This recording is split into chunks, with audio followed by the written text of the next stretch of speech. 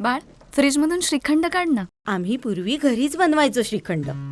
त्याची चवच वेगळी होती. आता काय सगळं रेडीमेड. आजी, हे श्रीखंड खाऊन बघ. आज तुझ्या आईनं घरीच बनवलं की काय?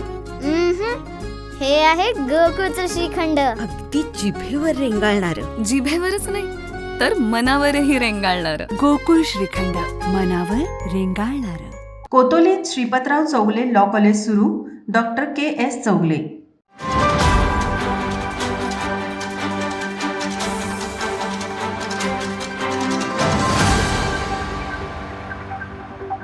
कोतोली येथील चौगले महाविद्यालयात 3 वर्षाचा नवा अभ्यासक्रम सुरू होत असून या लॉ महाविद्यालयासाठी बार काउन्सिल ऑफ इंडिया आणि नवी दिल्ली यांच्याकडून 17 जून 2025 रोजी अंतिम मान्यता प्राप्त झाली आहे. शिवाजी विद्यापीठ व महाराष्ट्र शासनाच्या मान्यतेनंतर तब्बल 3 वर्षाच्या प्रयत्नांना यश आलं असल्याचं डॉक्टर के.एस. चौगले यांनी सांगितलं.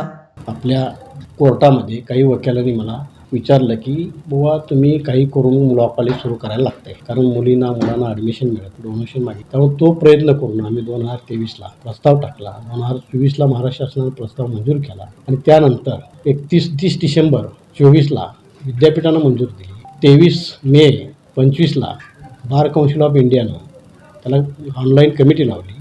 17 जूनला 25ला ती मंजूर झाली आणि आता येत्या वर्षापासून हा श्रीपतराव चौगले विधी महाविद्यालय सुरू होईल. आपण 1998 सालापासून गेल्या 27 वर्षामध्ये असं एक प्रकल्प करत आज जवळजवळ 15 प्रकल्प आपल्या ह्या शिक्षण संस्थेमार्फत सुरू आहेत.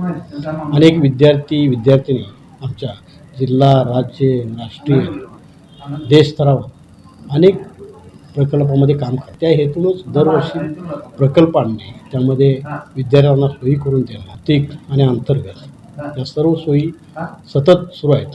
25 वर्षामध्ये आपण सर्व प्रकारच्या सोयी करतो आहे आणि दरवर्षी असंच पुढं चालू ठेवावं आणि येथील विभागातील विद्यार्थिनींना, शेतकऱ्यांच्या मुलांना चांगला फायदा होईल.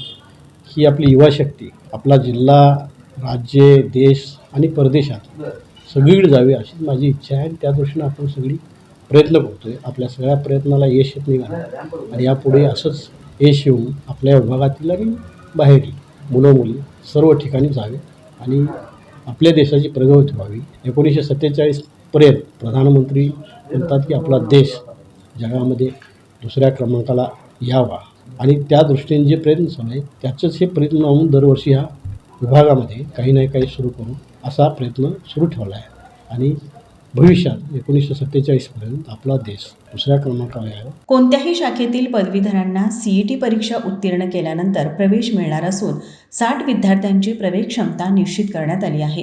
ग्रामीण भागातील विद्यार्थ्यांसाठी कायद्याच्या शिक्षणाचा नवा मार्ग खुला झाला आहे. डॉक्टर चौगले यांनी प्रत्येक वर्षी नवनवीन कोर्सेसची सुविधा उपलब्ध करून दिल्यामुळे विद्यार्थ्यांना एकाच छताखाली सर्व सोयी-सुविधा मिळत असल्यानं विद्यार्थ्यांकडून समाधान व्यक्त केलं जात आहे. यावेळी डॉक्टर विजयकुमार पाटील, डॉक्टर अजय चौगले, सचिव शिवाजीराव पाटील आदी उपस्थित होते.